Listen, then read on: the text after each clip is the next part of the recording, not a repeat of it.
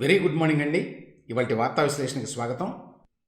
ముఖ్యమంత్రి జగన్మోహన్ రెడ్డి గారు ఈ మధ్యకాలంలో కేసీఆర్ గారిని వచ్చి పరామర్శించడం హైదరాబాద్లో చూసాం మనం. కానీ అదే జగన్మోహన్ రెడ్డి గారు కొత్తగా ముఖ్యమంత్రి బాధ్యతలు చేపట్టినటువంటి రేవంత్ రెడ్డి గారిని కలవటం కానీ ఫోన్లో శుభాకాంక్షలు చెప్పటం కానీ జరగలేదండి. అది బహుశా చాలామంది గమనించి ఉండరు. పక్క రాష్ట్రం, అందులో తెలుగు రాష్ట్రం, పక్క రాష్ట్రాల్లో ఈవెన్ తమిళనాడు, కర్ణాటకలో కూడా ముఖ్యమంత్రి బాధ్యతలు కొత్తగా ఎవరన్నా చేపడితే వాళ్ళకి ఫోన్ చేస్తారు. అదొక ప్రోటోకాల్, ఒక లాంఛనం. కానీ ఆ పని కూడా చేయలేదు జగన్మోహన్ రెడ్డి గారు. అంటే జగన్మోహన్ రెడ్డి గారి లైక్స్ డిస్లైక్స్ ఎట్లా ఉంటాయి అని చెప్పడానికి బెస్ట్ ఎగ్జాంపుల్ అది. నిన్న మొట్టమొదటిసారిగా రేవంత్ రెడ్డి గారు ఒక ఇంటర్వ్యూ ఇచ్చారండి ఏబిఎన్ రాధాకృష్ణ గారికి. ఇది first interview as chief minister. ఇందులో చాలా విషయాలు చెప్పాడు. అందులో ఈ విషయం కూడా ఆయన ప్రస్తావించాడు. మా ఓటమికి జగన్ చాలా చేశారు అని చెప్పి ఆ ఇంటర్వ్యూలో రేవంత్ రెడ్డి గారు అన్నారు. కేసీఆర్ని గెలిపించాలని అనుకున్నారు. పక్క రాష్ట్ర సీఎంకి ఫోన్ చేయడం మర్యాద. జగన్ ఆ పని కూడా చేయలేదు. అయినా కూడా నాకేమీ పెద్ద ఇబ్బంది ఏమీ లేదు. ఎందుకంటే రెండు రాష్ట్రాల మధ్య కొన్ని ఇష్యూస్ కూడా ఉన్నాయి, మాట్లాడుకోవాల్సిందే తప్పదు. కలిసి పరిష్కరించుకోవాల్సిన అంశాలు కూడా ఉన్నాయి కదా అనే మాట కూడా అన్నాడు ఆయన. ఏంటి మీరు సీఎం కావడం ఆయనకి ఇష్టం లేదేమో అంటే, ఏమో అది నాకు తెలియదు అని చెప్పి అన్నాడు. మీ ఇద్దరి మధ్య అంతకుముందు వైరం ఉందా అనే ప్రశ్నకి రేవంత్ రెడ్డి గారు, నేను యువతలంటే విపక్షంలో ఉన్నప్పుడు ఇక్కడ తెలంగాణలో అగ్రెసివ్గా ఉండేవాడిని, రాజశేఖర రెడ్డితోనే కొట్లాడేవాడిని. అప్పట్లో తెలుగుదేశం పార్టీలో ఉన్నాడు కదా ఆయన రేవంత్ రెడ్డి గారు. అదే పరంపర కొనసాగింది. జగన్తో వ్యక్తిగత వైరం లేదు, కామన్ ఫ్రెండ్స్ ఉన్నారు అని కూడా చెప్పాడు. సో ఢిల్లీలో ఈ మధ్య ఒక డిన్నర్ ఇస్తే రేవంత్ రెడ్డి దానికి వైసీపీ ఎంపీలు కూడా కొంతమంది వెళ్ళారండి. ఆ తర్వాత వాళ్ళని జగన్మోహన్ రెడ్డి గారు తిట్టారట. లేటెస్ట్గా కూడా ఎవరో ఒక ఎంపీ టికెట్ల గొడవలు జరుగుతున్నాయి కదా ఏపీలో, ఒక ఎంపీ గారు మరి ఏదో విషయంలో వెళితే రేవంత్ రెడ్డిని అడుక్కోండి మీరు టికెట్ అని చెప్పి కూడా అన్నట్ట జగన్మోహన్ రెడ్డి గారు. ఆ విషయాన్ని ఆర్కే గారు ఈ ఇంటర్వ్యూలో ప్రస్తావించాడు. అంటే సరే అంటే అన్నేవండి, మాకు ఉన్నాయి కదా ఇప్పుడు 175 టికెట్లు, ఆంధ్రప్రదేశ్లో కూడా 25 ఎంపీ 175 ఎమ్మెల్యే సీట్లు ఉన్నాయి, కాబట్టి నేను కూడా ఇప్పించగలను షర్మిలతోటి త్వరలో అని చెప్పి అని అన్నాడు. అంటే మాకు కూడా మంచి రోజులు వస్తాయి కాంగ్రెస్ పార్టీకి ఏపీలో కూడా అనేటువంటి అభిప్రాయం అన్నమాట. దీంతోపాటు 2-3 ఆసక్తికరమైన విషయాలండి. ఆయన నేను చెప్పలేను కానీ ఆయన చాలా చేశాడు ఇంకా జగన్మోహన్ రెడ్డి గారు నన్ను ఓడించడానికి అనే అర్థం వచ్చేలాగా రేవంత్ రెడ్డి గారు ఇంటర్వ్యూలో మాట్లాడాడు. రెండో పాయింట్ ఏంటంటే షర్మిల గారి గురించి. షర్మిల గారు ఆవిడ సొంత పార్టీ పెట్టుకుని తెలంగాణలో ప్రచారంలో ఉన్నప్పుడు చాలా విమర్శలు చేసిందండి కాంగ్రెస్ పార్టీ మీద, ఈవెన్ రేవంత్ రెడ్డి గారి మీద కూడా. నిన్న కూడా మాట్లాడుకున్నాం, రేటంత రెడ్డి అనే మాట కూడా వాడింది ఆవిడని. అయినా కూడా రేవంత్ రెడ్డి అవేం పెద్ద మనసులో పెట్టుకున్నట్టుగా లేడు. ఈజ్ బికమ్ వెరీ మెచ్యూర్ యాక్చువల్గా. ముఖ్యమంత్రి అయిన తర్వాత ఆ కాంట్రవర్షియల్గా కాకుండా ఉన్నంతలో అందరినీ కలుపుకొని పోవాలి అనేటువంటి ధోరణిలో అతను వ్యవహరిస్తున్నాడండి. నిన్న షర్మిల గారు తన కొడుకు పెళ్లికి సంబంధించి ఆ కార్డు ఇవ్వడానికి రేవంత్ రెడ్డి గారు కలిసింది ఆవిడ. కలిస్తే ఆయన చక్కగానే రిసీవ్ చేసుకున్నాడు, షాల్ కప్పి తీసుకున్నాడు, ఫోటోలు కూడా దిగారు. ఇక్కడ తేడా చూడండి జగన్మోహన్ రెడ్డి గారికి, షర్మిల గారికి. ఆవిడ ఈ విషయంలో కొన్ని తప్పులు చేసినప్పటికీ కూడా గతంలో కొంత కలుపుకుపోయే తత్వం షర్మిల గారికి కూడా ఉన్నట్టుగా అనిపిస్తుంది. ఇక్కడ రేవంత్ రెడ్డి కూడా అన్నాడు, మేము ఏపీలో షర్మిలకి సహకరిస్తాము, ఇప్పుడు షర్మిల మా పార్టీ నాయకురాలు, తప్పకుండా రాజకీయాలు ఏమైనా చర్చలు జరిగినాయని నిన్న అంటే తప్పకుండా మా మధ్య రాజకీయాల చర్చ జరుగుతాయి, నా వంతు మద్దతు కూడా ఉంటుంది. ఏపీలో పరిస్థితులు చక్కదిద్దాలి, రకరకాలుగా రాజకీయంగా కూడా నేను అండగా నిలబడాల్సిన అవసరం ఉంది ఏపీలో అని చెప్పి కూడా రేవంత్ రెడ్డి అన్నారండి. సో ఇక్కడ ఈ మాట ఒకటి ఆసక్తికరం. మొన్న ఎన్నికల సమయంలో కాంగ్రెస్కి ఫండింగ్ చేయకుండా జగన్ కట్టడి చేశారట కదా అనే ప్రశ్న అడిగితే నిజమేనా అంటే, ఇంకా చాలా విషయాలు తెలుసు నాకు, సీఎంగా అవన్నీ ఇప్పుడు నేను చెప్పలేను అని చెప్పి అన్నాడండి రేవంత్ రెడ్డి. సో పక్క రాష్ట్రంలో తనకి ఇష్టం లేని వ్యక్తి సీఎం అయినంత మాత్రాన కనీసం మర్యాద కూడా ఫోన్ చేయకపోవడం అనేది జగన్మోహన్ రెడ్డి గారి మనస్తత్వానికి అద్దం పడుతుందండి. ఎందుకంటే రాష్ట్ర ప్రయోజనాలు ఇమిడి ఉన్నాయి, ఆయన సొంత వ్యవహారం కాదు. ఏపీ ముఖ్యమంత్రిగా ఉన్నప్పుడు పక్కన తెలంగాణ ముఖ్యమంత్రితోటి కనీసం మర్యాదకి, ఈవెన్ కేసీఆర్కి చంద్రబాబు నాయుడికి మధ్య ఎన్నో విభేదాలు ఉన్న విషయం తెలుసు మనకి. అయినా కూడా చంద్రబాబు నాయుడు మరి కేసీఆర్ని పరామర్శించడానికి కూడా వెళ్ళాడు. అదేంటంటే రాష్ట్రాల మధ్య గొడవలు వచ్చే విధంగా ఉండకూడదు కదా, అంటే తర్వాత అవసరమైతే మాట్లాడుకోవాల్సి వస్తుంది. మరి అది కూడా దృష్టిలో పెట్టుకోడు జగన్మోహన్ రెడ్డి గారు, ఆయన గొప్పతనం అది. ఇక దీంతోపాటు నిన్న ఆర్కే గారు రాధాకృష్ణ గారు ఆంధ్రజ్యోతిలో రాసినటువంటి ఆయన కొత్త పలుకండి. అందులో కొన్ని విషయాలు మనం కూడా చాలాసార్లు ప్రస్తావించాం. బట్ దాన్ని ఒకసారి మళ్ళీ చదువుతాను నేను.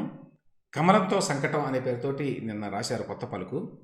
ఈ సంకటం ఏంటంటే ప్రధానంగా బీజేపీకి సంబంధించి, బీజేపీతో చేతులు కలిపితే జగన్కు మేలు చేసినట్టే అన్న అభిప్రాయం ఉన్నందున మొత్తం పరిస్థితిని బీజేపీ పెద్దలకు వివరించి పొత్తు కోసం ఒత్తిడి తేవద్దని, ఎన్నికల అనంతరం ఎన్డీఏలో చేరతానని నచ్చజెప్పటానికి తెలుగుదేశం జనసేన తరఫున ప్రయత్నాలు జరుగుతున్నాయి. అదండి మెయిన్ పాయింట్. నేను గత కొద్ది రోజులుగా చెప్తున్నాను. కేంద్రం నుంచి ఒత్తిడి ఉన్నది పొత్తు కోసం. అయితే పొత్తు పెట్టుకుంటే దానివల్ల జగన్మోహన్ రెడ్డికి ఎక్కువ ఉపయోగం ఇక్కడ. అందువల్ల పొత్తు లేకుండా మీకు అవసరమైనప్పుడు మద్దతు ఇస్తాము అనేటువంటి మాట చెప్పడానికి తెలుగుదేశం పార్టీ ట్రై చేస్తోంది. ఎంతవరకు వింటారు బీజేపీ కేంద్ర నాయకత్వం అనే విషయం తెలియదు. ఇక కేసీఆర్ గురించి కొన్ని మాటలు రాశారండి. అంతులేని అధికారాన్ని చెలాయించిన కేసీఆర్కి ప్రతిపక్ష రాజకీయాలు చేయడం అంత ఈజీ కాదు. కరెక్టే అది. అందుకని ఆయన బయట కూడా రాడు. ఆయన చివరికి పార్టీ ఆఫీసుకు కూడా, తెలంగాణ భవన్కు కూడా వెళ్ళండి కేసీఆర్.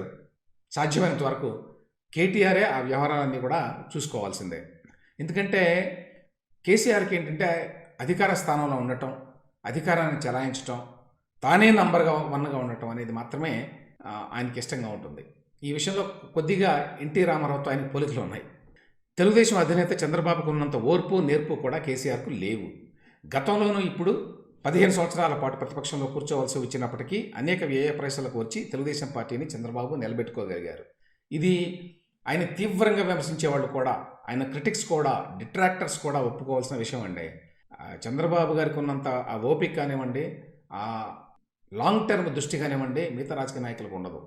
చాలా ఓపికగా, చాలా సహనంతో ప్రతిపక్షంలో ఉన్నప్పుడు కూడా పార్టీ నడిపిన ఘనత మాత్రం ఆయనదే. తెలంగాణ ప్రజల తిరస్కరణకు గురైన కేసీఆర్ ఇకపై జాతీయ రాజకీయాల గురించి ఆలోచించే సాహసం చేయకపోవచ్చు.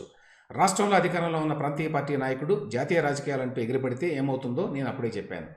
ఈయన అప్పట్లో కొంత ఎగిరాడు కదా కేసీఆర్ గారు.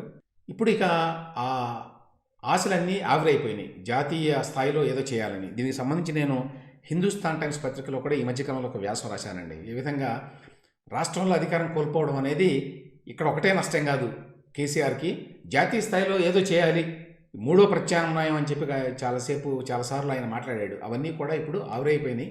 ఇక ఆ జోలికి వెళ్ళేటువంటి అవకాశమే లేదు కేసీఆర్ అని చెప్పి. అది కూడా వాస్తవం. ఆంధ్రప్రదేశ్లో తెలుగుదేశం పార్టీని మంచి ఊపు మీద ఉంది. సీఎం జగన్మోహన్ రెడ్డిపై ప్రజల్లో వ్యతిరేకత తీవ్రంగా ఉంది. మరోవైపు జగన్ సోదరు షర్మిల కాంగ్రెస్లో చేరిపోయి పీసీసీ అధ్యక్ష బాధ్యతలు చేపట్టబోతున్నారు. ఇవన్నీ టీడీపీకి కలిసి వచ్చే అంశాలే అయినా ఆ పార్టీతో పొత్తు పెట్టుకోవాలని భారతీయ జనతా పార్టీ పెద్దలు భావిస్తే నిరాకరించే పరిస్థితిలో టీడీపీ అధినేత చంద్రబాబు నాయుడు లేరు. అది పరిస్థితి. ఇవాళ బీజేపీ ఎంత బలంగా ఉంది, ఇన్ని రకాలుగా మరి ప్రాంతీయ పార్టీల మీద ఒత్తిడి తీసుకురాగలదు, ఎందుకంటే కేంద్ర ప్రభుత్వ ఏజెన్సీలను ఉపయోగించి అనే విషయం అందరికీ తెలుసు. ఆ నేపథ్యంలో ఇవాళ మరి వాళ్ళు కనుక గట్టిగా పట్టుబడితే నిరాకరించేటువంటి పొజిషన్లో చంద్రబాబు నాయుడు గారు తెలుగుదేశం పార్టీ లేదు అనే మాట కూడా వాస్తవం. ఇది ఇంకొక విశేషం అండి.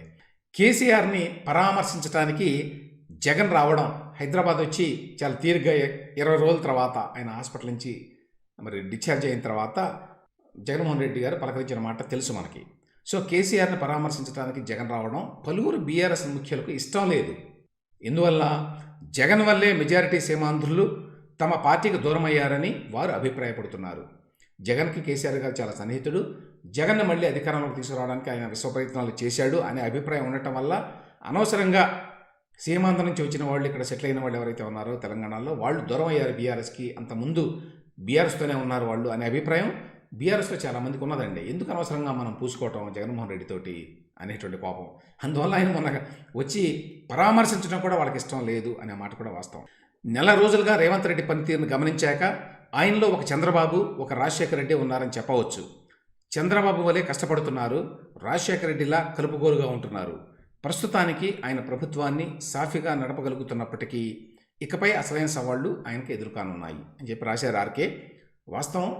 అధికారంలోకి వచ్చిన తర్వాత రేవంత్ రెడ్డి చాలా సంయమనంతో ప్రవర్తిస్తున్నాడు. ఇంటర్వ్యూలో కూడా ఒక మాట అన్నాడండి. నేను ఆయన రాజకీయ జర్నీ, ప్రయాణం చూస్తే కూడా ఆశ్చర్యంగా ఉంటుంది. 2006లో మొట్టమొదటిసారిగా జెడ్పీటీసీ సభ్యుడిగా ఎంపికయ్యాడండి రేవంత్ రెడ్డి. 2023 నాటికి ముఖ్యమంత్రి అయ్యాడు. అది మామూలు రాజకీయ ప్రయాణం కాదు, అది చెప్పుకోదగ్గ అచీవ్మెంట్. అయితే ఆయన ఏమన్నాడంటే జెడ్పీటీసీ మెంబర్గా ఉన్నప్పుడు 2006లో నేను ఆ స్థాయిలో ఆలోచించేవాడిని. తర్వాత ఎమ్మెల్సీ అయ్యాను. ఎమ్మెల్సీ స్థాయిలో ఆలోచించేవాడిని. ఆ తర్వాత ఎమ్మెల్యే అయ్యాను. ఎమ్మెల్యేగా అవ్వడమే కాకుండా చంద్రబాబు నాయుడు గారు కొంత నాకు ఎలివేషన్ ఇచ్చాడు ఆ టైంలో. దాన్ని తగ్గట్టుగా నేను రాష్ట్ర స్థాయిలో ఆలోచించడం అప్పట్లో మొదలుపెట్టాను.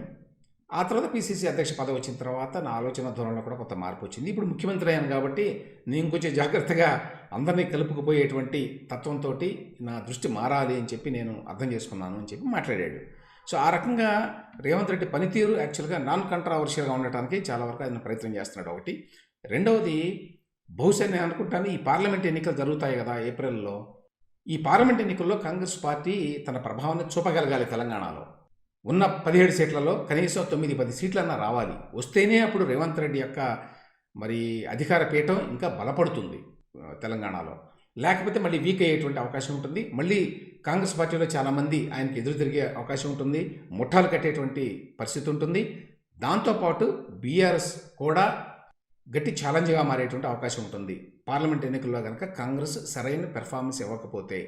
వీటన్నిటిని దృష్టిలో పెట్టుకుని బహుశా నేను అనుకుంటాను రేవంత్ రెడ్డి ఆ ఎన్నికల వరకు కూడా చాలా సంయమనంతో చాలా జాగ్రత్తగా ఆచితూచి అడుగులు వేస్తున్నాడండి. ఇక నెక్స్ట్, నిన్నే మాట్లాడుకున్నామండి. నేను చాలాసేపు మాట్లాడాను ఈ విషయం గురించి. ఏంటి సాక్షిలో వచ్చింది, ఏ విధంగా వాళ్ళు కొత్త నేరేటివ్ క్రియేట్ చేయాలనుకుంటున్నారు. ఇప్పుడు షర్మిల కాంగ్రెస్ పార్టీలో చేరి పీసీసీ బాధ్యతలు చేపడితే తీవ్రంగా నష్టం జరిగేది వైసీపీకి. అంటే not in terms of challenger అండి. అంటే అదేదో వైసీపీకి ప్రత్యామ్నాయం కాదు కాంగ్రెస్ పార్టీ షర్మిల ఆధ్వర్యంలో. ఎప్పటికీ ఇప్పట్లో కాలేదు, అది ఇంకా టైం ఉంది దానికి. అయితే వైసీపీకి ఎన్నికల్లో ఎంతో కొంత డ్యామేజ్ చేసేటువంటి అవకాశం ఉంటుందండి. ఇప్పటికే తెలుగుదేశం పార్టీ జనసేన కలవడం వల్ల కొంత డ్యామేజ్ జరుగుతోంది. ఇప్పుడు ఈవిడొచ్చి వైసీపీకి ట్రెడిషనల్గా ఉన్నటువంటి ఓటు బ్యాంకుల్లో కొంత ఇరేట్ చేసింది అనుకోండి, కొంత లాక్కుంది అనుకోండి, అప్పుడు చాలా ఇబ్బంది పడాల్సి వస్తుంది. అందుకని వాళ్ళంత తీవ్రంగా దీని గురించి మాట్లాడుతున్నారు. దీనికి ఒక కొత్త కథనం అల్లి జనం మనసులోకి తీసుకువెళ్ళాలి అనేటువంటి ప్రయత్నం చేస్తున్నారు.